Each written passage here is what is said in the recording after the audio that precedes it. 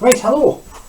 4th of May, we're going to look at some theory flight stuff. We're looking at the pass point 13. Oh god, I'm blinking a lot again. I don't know what it is. As soon as somebody turns the camera on, I start blinking.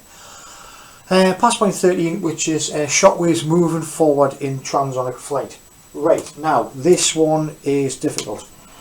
The reason it's difficult is you need to know everything you've already known about theory of flight, everything you've already learned about theory of flight, you need to put into practice for this pass point, okay?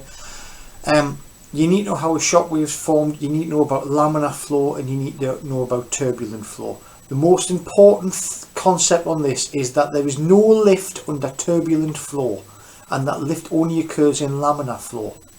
Now, yes, in transitional flow there's a degree of the lift gets worse and worse and then it goes away, but basically laminar, lift, turbulent, no lift. Keep that in mind all the way through this. Right, now we also did a lesson earlier on about how aircraft are balanced when they fly, so I'll just pick my Spitfire up here, and we said that we have weight coming down from the centre of gravity, and the centre of lift is generally, your centre of pressure is behind the centre of gravity, and that creates a nose down coupling and a nose up coupling, things like that.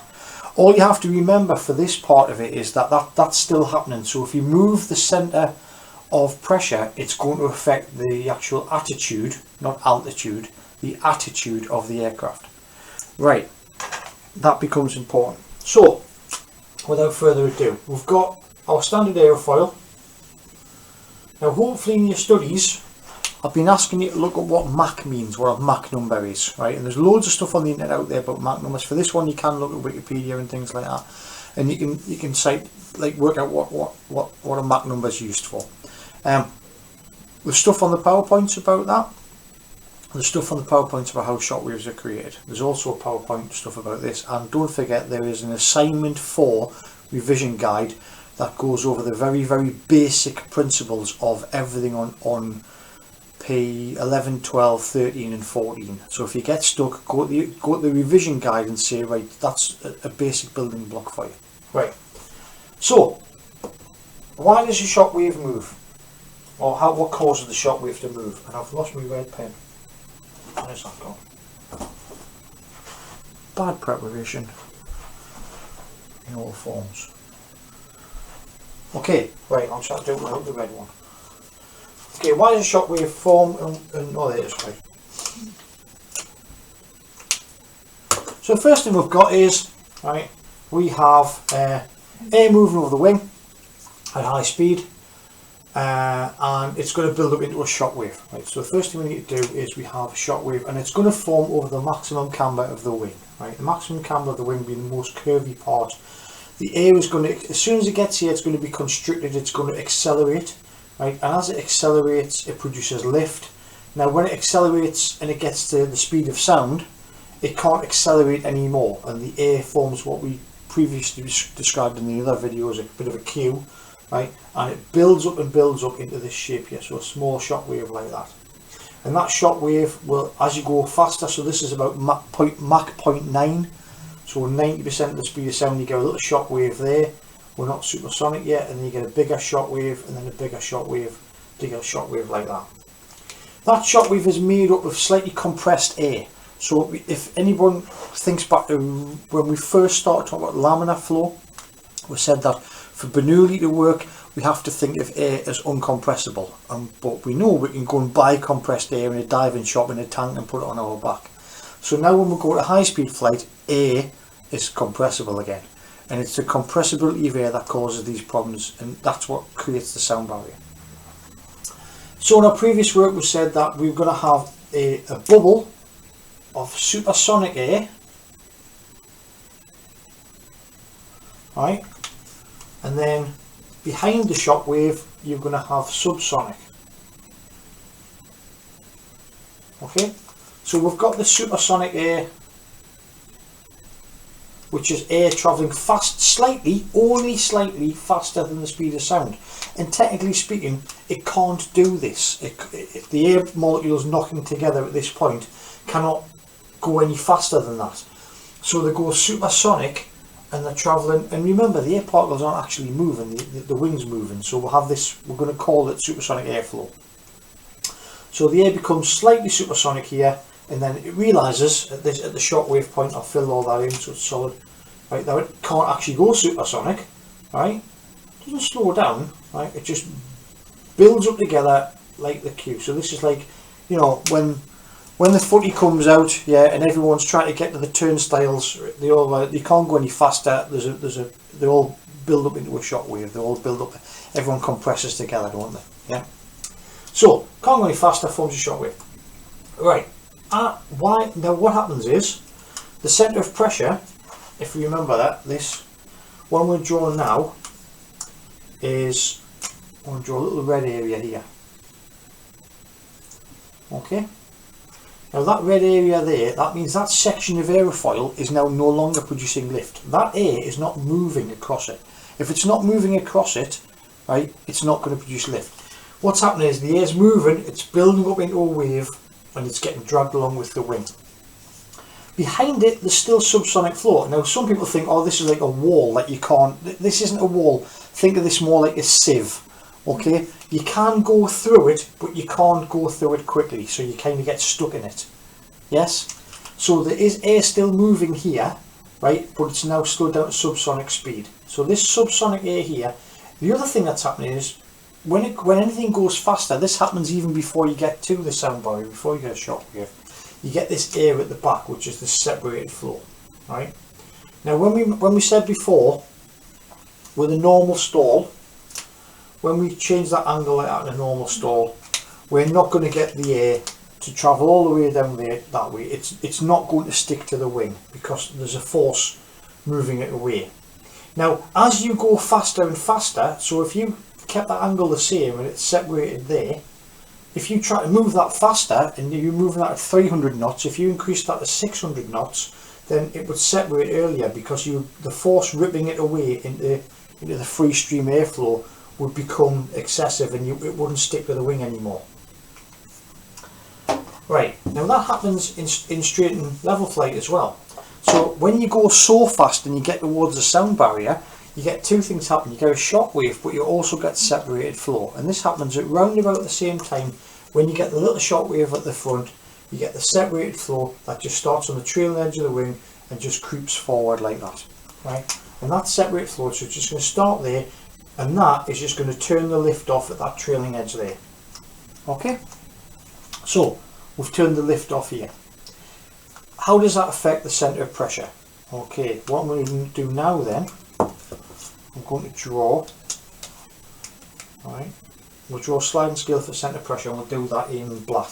Okay, so along here, I'll draw a line there and I'll put the C of P on there. So the centre of pressure, the normal centre of pressure, would normally be where the shockwave is. It would normally be there. All of the lift would add together, right, and the average point of maximum lift would be kind of there, right, the point where all the lift is said to act. When the shockwave happens, okay, you need to add up all the lift that's here, all the lift that's here, and get an average. And you find that it doesn't actually move that much. When the shockwave first happens, it's still pretty much, it's gone in the middle, but the average point is still, you've got lift here, you've got lift here, where's the most lift happening? No, it's probably still in the middle. Even though there's no lift actually in the middle, the average point of the lift is still there. Right, now what happens is, two key things happen at probably the same time. As you go a little bit faster, this crawls up to about here. So you find that the whole back section of the wing, right, so when you go a little bit faster, so the previous one was about Mach 0.9, Mach 0.9, whatever, 92. Now we're getting up to Mach 0.97, right, so at Mach 0.97, now there's no lift at the back section of the wing. The shockwave hasn't moved that much, okay, and what you get is you'll get a little shockwave form probably round about there. Yeah. So the top surface has a curve, the bottom surface has a curve, and then the shockwave forms on the top first because that's where the lift's happening, but the bottom surface, because it's curved, will get the flow will build up into a shockwave. It will not be as big or violent as a shockwave on the top.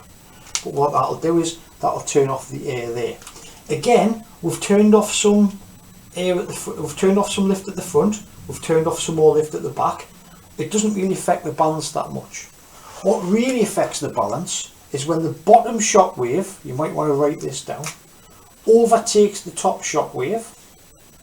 Yeah, and you'll get a bottom shockwave like that. And then when when the separation flow creeps further up the wing. Right, now, as you can see, the only bit of wing that is producing lift is the front section. So the centre of pressure moves to halfway between like the nose and there. So the centre of pressure, right, moves forward. So that's the new centre of pressure. Okay, new centre of pressure moves forward. Then what happens? So I'll draw what happens after this so you know how it all works. Now at this point you get a phenomenon called Mach tuck. And what happens is the lift goes to the front of the wing. So what's going to happen is if you move your centre of pressure forward, your nose is actually going to go up. Right? What happens first is you get a bit of shock stall. So I'll cover that in a minute. Right. So this happens, centre of pressure moves forward, actually pushes the nose up, and then it slows you down again. Right, and then what you get is you get an oscillation. Alright.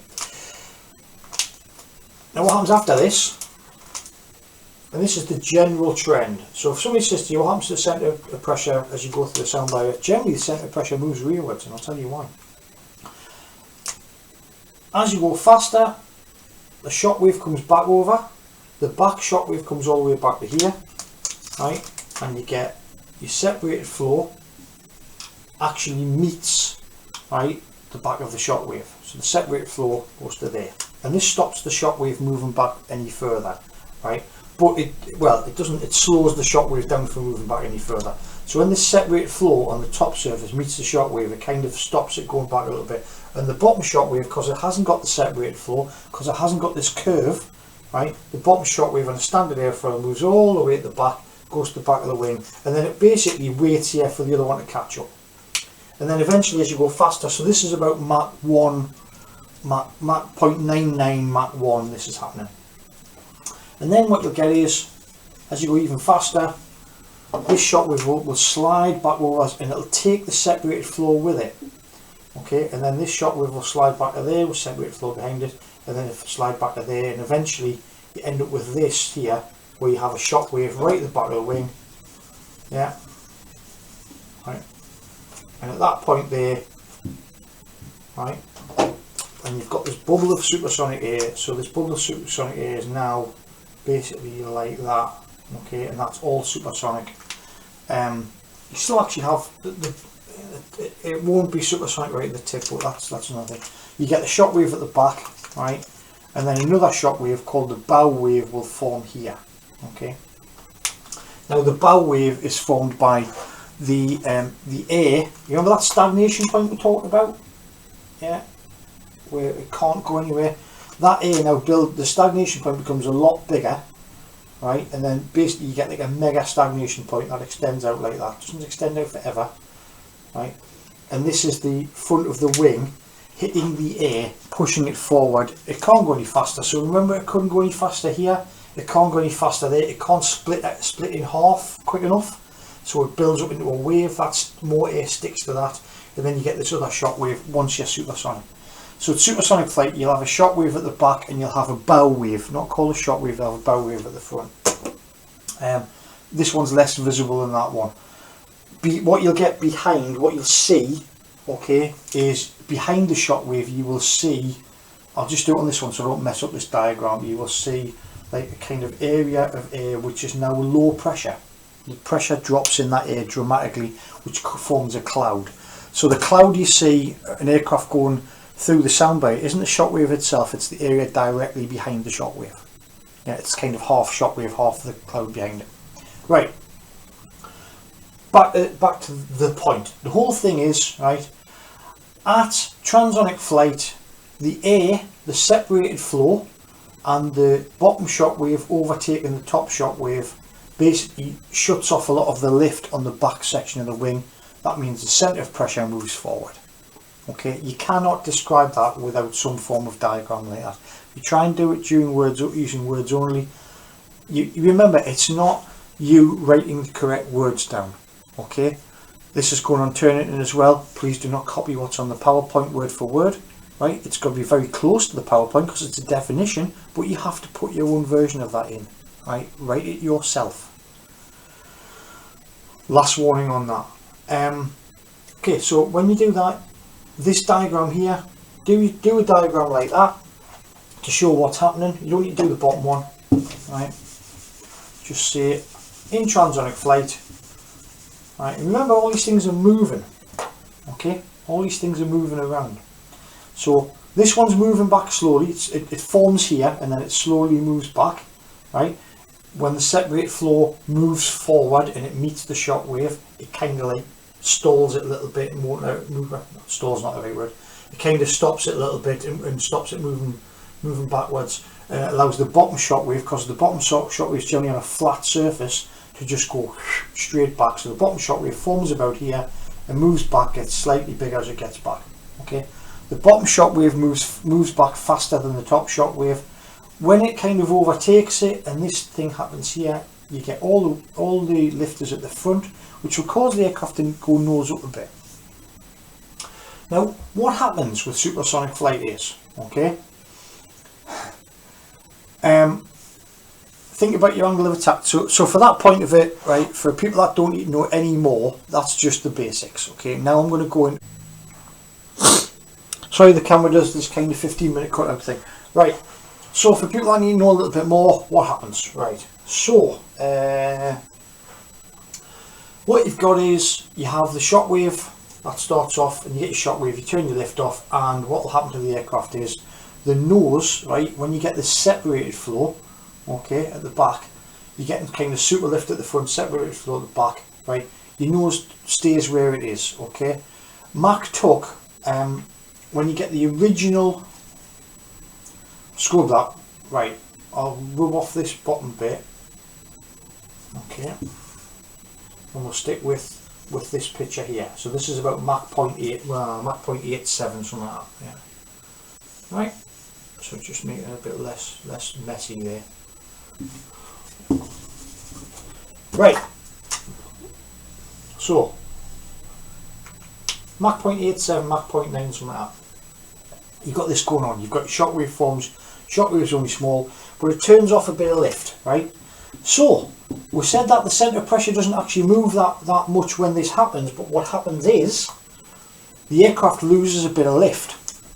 Okay, and generally the centre of pressure might not move, but where the centre of pressure is, if you think of, go back to this diagram here many moons ago, we had this kind of nose, that's a nose down couple, isn't it, right? But your lift was there, you had 10 lift there, you've got this shock wave now you've only got, and you've got 10 weight, 10 lift, your aircraft's in level flight. Shock wave comes along and now drops you down to 9 lift. Okay, basically 9 lift, 10 going down, 9 going up, you're going to drop down a little bit. Right, now, this Mach tuck effect, so what I need is a supersonic aircraft. I've got one somewhere.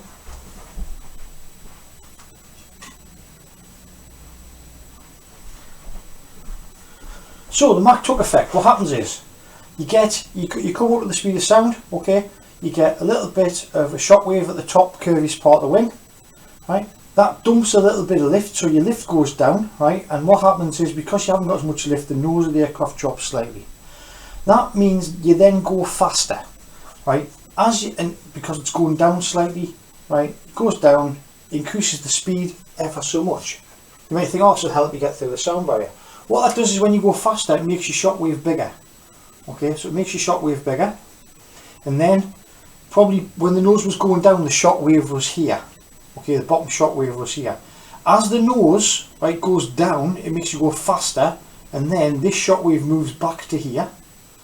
You've gone faster, which increases your separated airflow. So your separated air was here.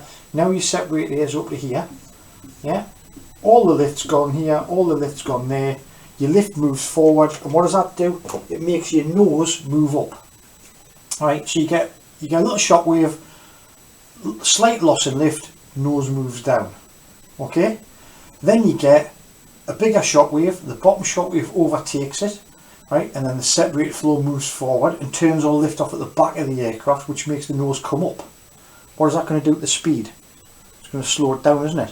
Which then pushes your shockwave back to the original point. So this shockwave then goes back here, goes away. The separated flow, because you're going slower, the separated flow comes back this way, and it resets it to the original thing where you had a slight loss in lift. Right, so you get caught in a little bit of a cycle. So if you hold an aircraft, instead of going cleanly through the sound barrier, right, quickly in a short transonic range, so you get the Mach, you go from your Mach meter goes Mach 0.87, 88, 9, 91, 92, 93, 94, Mach 1, bang, and you're cleanly through the sound barrier, right? What you'll get is, if you hold it about Mach 0.97, you will get a slight loss in lift, and then loss in lift at the back, which will speed you up, which will cause a loss in lift at the back, which will slow you down, to take you back to the slight loss in lift, which will put your nose down, which will speed you up. And what will happen is the aircraft will do that. If you hold an aircraft not designed to travel through the sound barrier, at the sound barrier, as well as not being able to push through this shockwave because it hasn't got enough thrust, it will also oscillate up and down violently like that. And this, if I just show this in real time, that Mach, that's called Mach tuck. When the nose goes down and then comes back up again, that's called Mach tuck. And that Mach tuck can be quite violent and can shake an aeroplane apart. And just to show you what happens is, this shockwave will form and they won't just slowly move backwards and forwards like that as the swap ends. As the aircraft goes up and down and the centre of pressure, essentially BTEC says the centre of pressure moves forward. If you hold it in the transonic phase, the centre of pressure, in my view, does the hokey-cokey. Right? It goes backwards and forwards, and that's what causes the oscillation. Okay, so what happens is you get the wing, and these shock waves are swapping spaces, and then this is going backwards and forwards, and it's doing that. It's not slowly moving, it's going like that. Okay, so every change in angle of attack is causing them to swap over, which is then in turn changing the angle of attack. It gets caught in an endless loop. The only way to get out of it is to go faster and break through the sound barrier.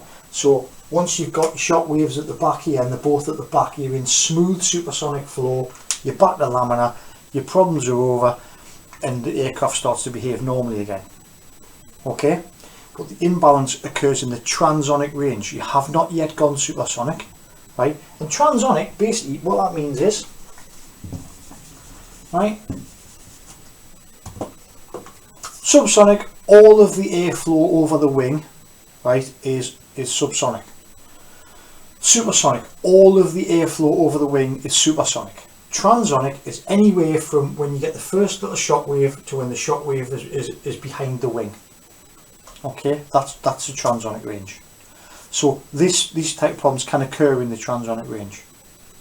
Right, so there's P13, let's move up to P14. So what I'll do is I'll shut the camera down now, I'll start at a separate one, I'll do these as two separate videos on YouTube so people can kind of, you know, they can watch the first bit, they can get the accessible part. If they're struggling with the subject anyway, they can just watch the first bit, try and get the notes down on that, and then when I start to go into how it all fits together to lead up to distinction points and things, they can kind of just go, right, I'm not going to access that part of it because it does go over some people's heads and confuse them.